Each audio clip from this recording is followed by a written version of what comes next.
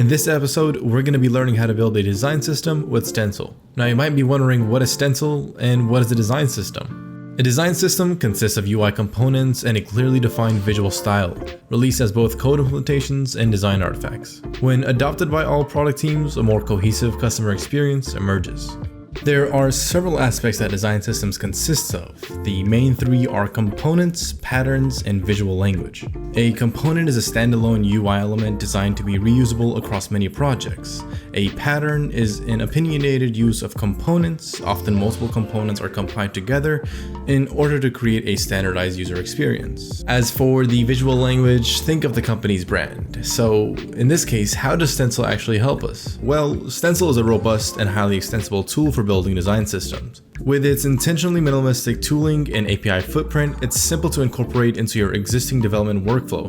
It brings substantial performance out of the box by leveraging a tiny runtime. Most importantly, all UI components built with Stencil are based 100% on open web standards. So here are three key advantages to using Stencil. It works on any platform or device, it works with any front-end framework, and it allows for one company-wide code implementation. Now that we have a better understanding of what design systems are and why we should use Stencil, let's go ahead and set up our project. Before we jump into this project, I do need to mention that you should have a basic understanding of HTML, CSS, JavaScript, a bit of TypeScript, and JSX can really help, but if you don't have those, don't worry. I'll be sure to teach everything in a very basic level so that you could easily pick it up. One thing to mention as well is I did reach 10,000 subscribers and I couldn't have done it without any of you guys, so thank you so much. If you've enjoyed this video so far, please leave a like, don't forget to subscribe, and let's jump into the project. Now to get things started, I do have Hyper opened up, which is just a fancy terminal.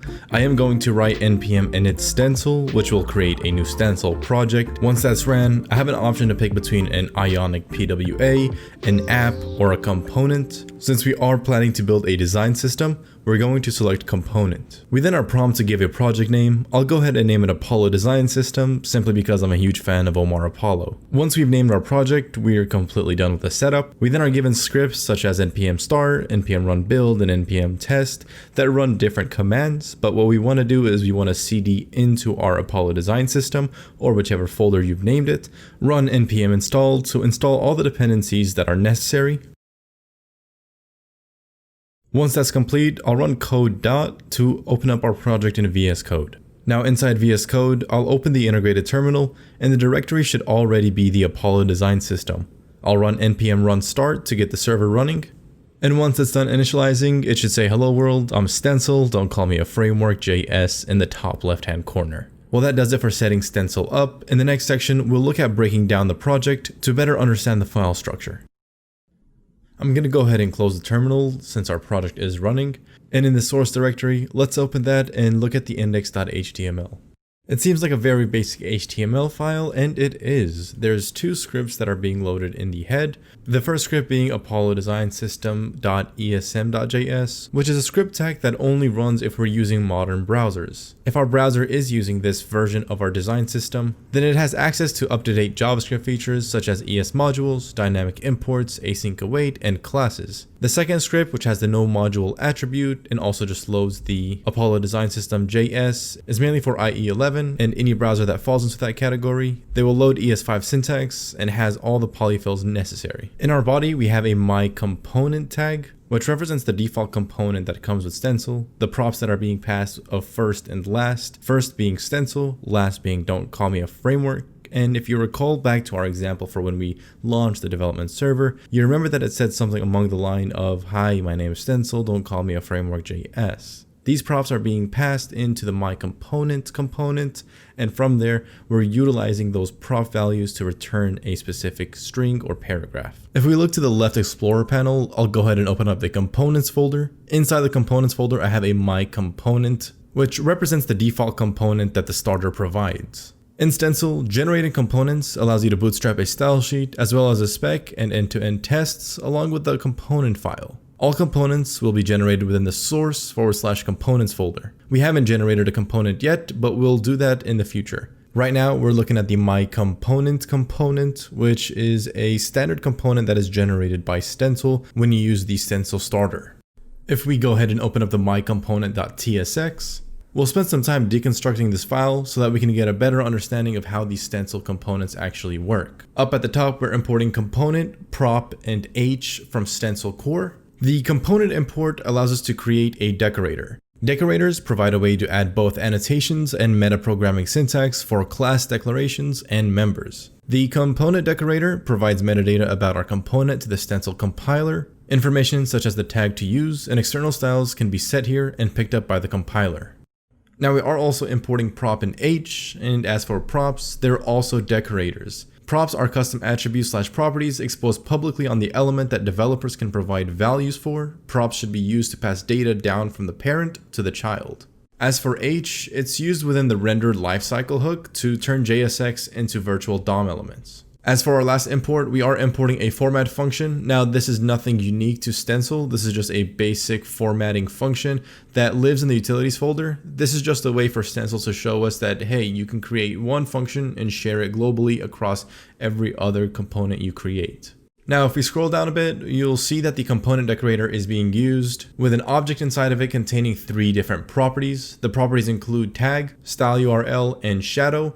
There are additional properties that we can use, such as scope, styles, and asset directories. I'll have a link in the description that will take you to the full stencil.js documentation. Stencil does an amazing job with their documentation, and I do recommend you check it out. Now, the tag represents the name of our web component. The tag name must be globally unique, so it's recommended to choose a unique prefix for all your components within the same collection. You must have a dash in it, so you'll notice our component is called my-component. Next, we have a style URL, which is a relative URL to some external style sheet file. It should have a .css file name. And finally, we have shadow, which, if true, the component will use a native shadow DOM encapsulation. It will fall back to scope if the browser does not support shadow DOM natively. Below the component decorator, we've got just a standard JavaScript class called myComponent. This is where you're going to write the bulk of your code to bring your stencil component to life. Here's where you'd write functions or provide business logic. In order for the component to render something on the screen, we must declare a render function that returns JSX. If you're not a fan of JSX, you could completely avoid using it. You'll just need to go to the templating documentation, and I'll have that linked in the description as well. I am a huge fan of JSX, so in this project, we're going to be using it. To give you an idea of what my component does, is it accepts 3 different props, being first, middle, and last. Then those 3 props are taken into a private getText function. We are using that format function that we imported from utilities, and we're passing in the different props. Finally, in our render lifecycle, it's just returning a dev that says hello world, I'm, and whatever the getText function returns, which is whatever you pass for the first, middle, and last props. If we switch to our browser, you'll see that it says hello world, I'm Stencil, don't call me a framework.js. Now, those unique text or strings are coming from our HTML page. You can see for the first prop, we're passing Stencil, and the last prop, we're passing don't call me a framework.js. I can switch these by saying my first and last name, which is Akram Khalid. And now if we preview, it'll say, hello world, I'm Akram Khalid. Now I'll go ahead and undo what we did. And the last thing I want to highlight is the stencil config. Here we can write different configurations to our stencil project. We are going to create some edits here, so look forward to that in the next section. That's it for the project breakdown. Next, we'll take a look at creating global styles, and after that, generating our first component. Before creating our first component, what we want to do is create a global style. While Stencil encourages developers to write their style scope to each component, sometimes it's required to have global styles that apply to the whole document, regardless of which components are being used. Keep in mind, global styles should be reserved for global styles. You should try to avoid styling your components with it. Instead, some use cases could be defining CSS variables, loading font families, as well as adding CSS resets. To create a global style, we first need to head over to the stencil.config.ts. Here we can add a global style property that can point us to the style sheet path. Underneath the namespace, I'll go ahead and write global style, making sure it's camel cased, and the value we'll provide is the path to our global style sheet. We'll write source/global/global.css. Now, this file has not been created, and it is required for us to manually create it, which we'll do next. Inside the source folder, I'll go ahead and create a new folder called global.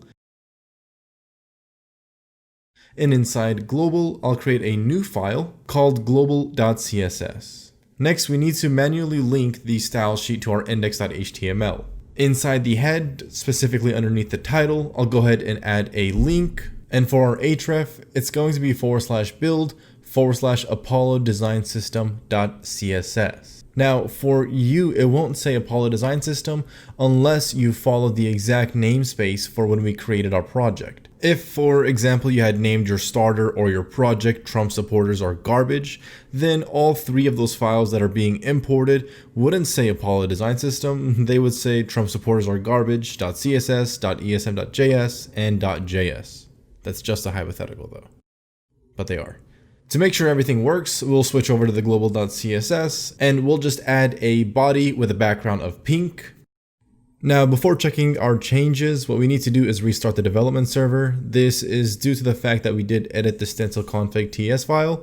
So go ahead and open up your terminal and just run npm run start again. After the development server has started again, we can now see that the background is pink. We can check to make sure it's working just like we want it by switching the background to blue. And everything seems to work perfectly.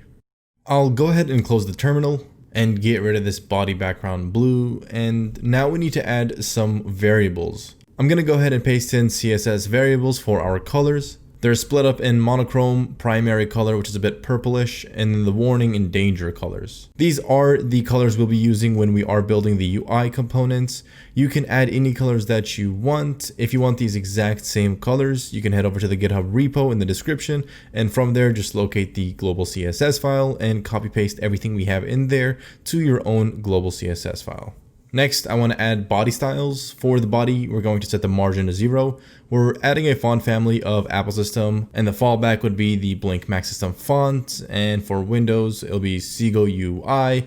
And if you're using like a Chromebook, it'll be Roboto.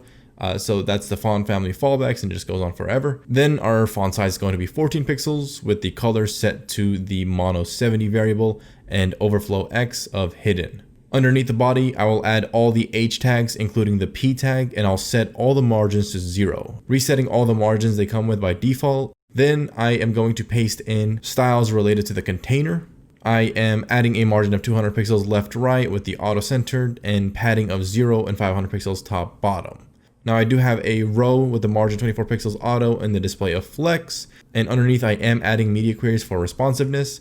Keep in mind this container class is optional. I am mainly using it here for when we display these components. I kind of want it centered in the middle and for it to have padding so that we can clearly see the UI component we're working on. I wouldn't really recommend us adding the container class in this global CSS file. If you actually wanted to standardize your containers, then just create a container component that you could reuse across your application. If we switch to our index.html file, what I'll do is add a container div with the row class inside of it, then drop whichever component I want to work with. And if we preview, you can see that it's much more aligned to the middle and it has the perfect amount of white balance to it. Again, remember this is specifically for the demo purpose only. Making your own container component, in my opinion, is much better. So now we want to generate our first component. What I'll do is switch to Hyper and be sure you're CD'd into your project.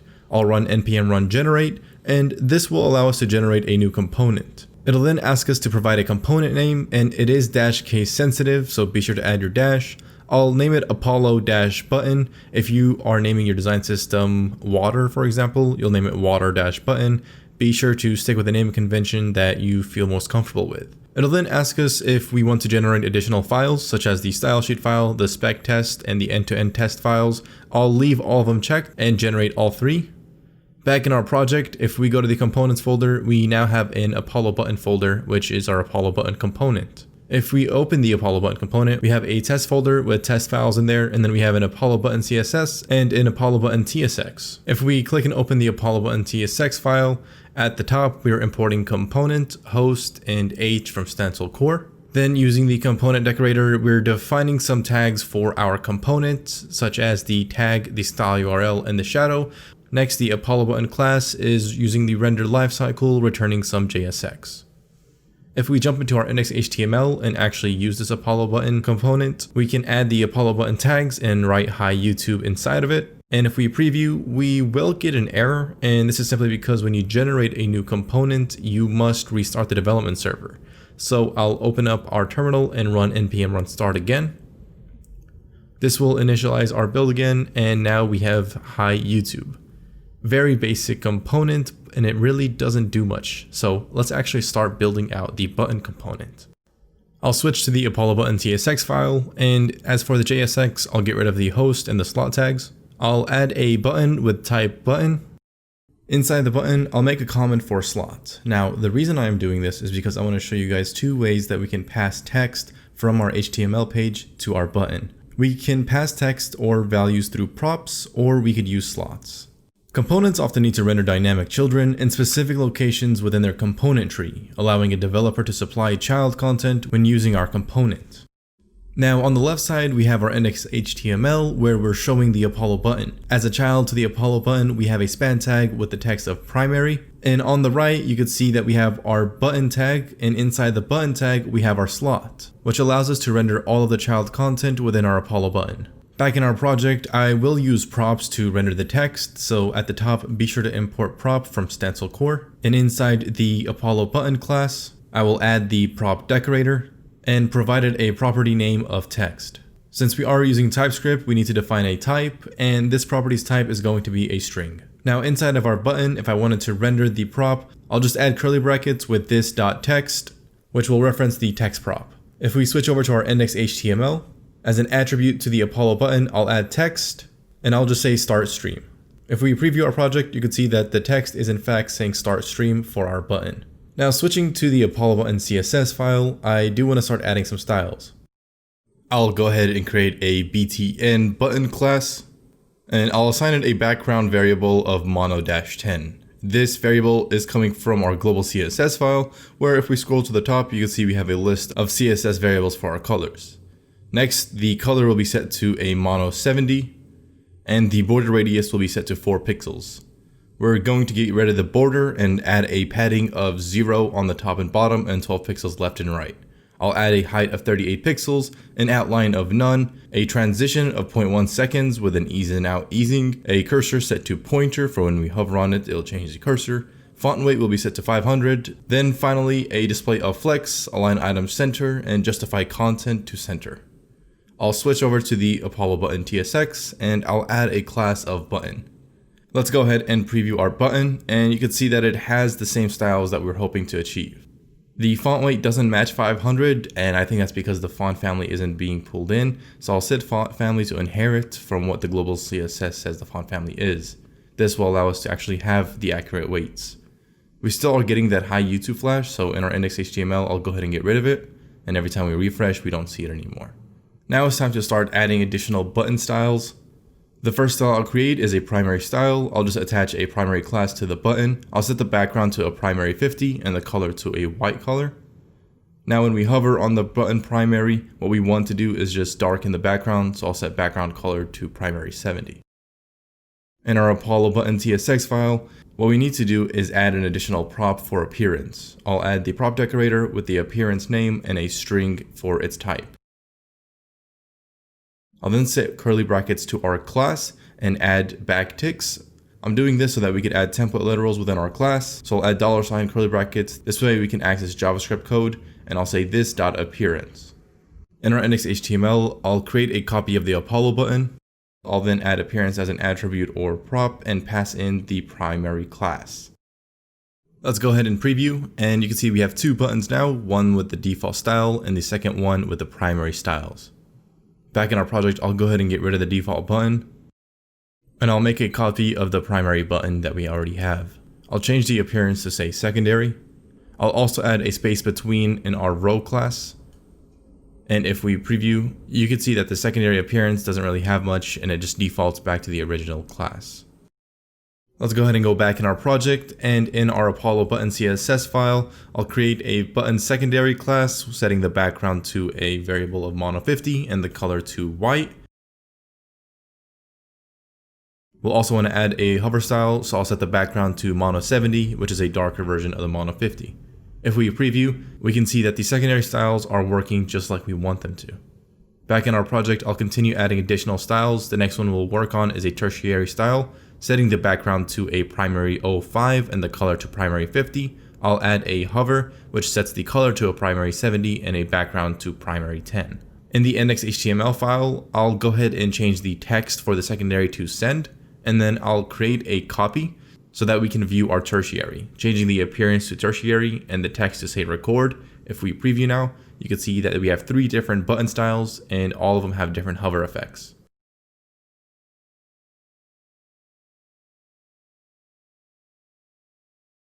Back in our project, I'll go ahead and create additional styles. Jumping into the button CSS, we need to create a warning style. So I'll do a button.warning, setting the background to a warning 50 and the color to void. We'll also add a hover, setting the background to a warning 70. Finally, our last style is going to be a danger. So I'll set the background to danger 50, color to white, and as it's hover, we'll set the background to danger 70. I'll go ahead and create a copy of the Apollo button and I'll change the text to end stream, setting the appearance to warning. And then another one for the danger. So I'll set the appearance to danger and the text will say delete VOD. Now, if we preview our buttons, you can see we have a set of different buttons we can work with. All of them have different purposes. We have the primary, secondary, tertiary, warning, and danger. In our index.html file, I do want to classify these buttons. So I'll create a row inside the container and I'll add an H5 of buttons. Actually, let's just switch it to H3. And if we preview, it's just a simple H3 tag for our buttons.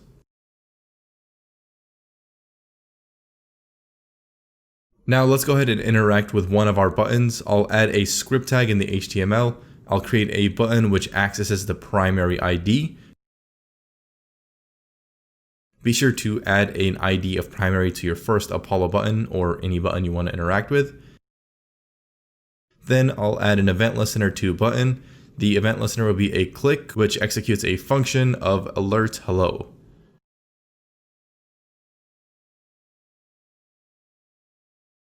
So now when I click on start stream, it'll just give me an alert of hello. Now this is specific to just working with vanilla JavaScript. If you are using React, Angular, Vue, or any other JavaScript framework, however way you interact with your elements, you'll do the exact same thing. We'll definitely look into using Stencil with additional frameworks in the future. Right now, we're just sticking to vanilla JavaScript. This was a very basic example of building Stencil components. In the next episode, we're going to get a bit more complex. We are building the model that you see on the screen, and with Stencil, it does allow us to communicate with separate components. So be on the lookout for building more complex components with Stencil in the near future.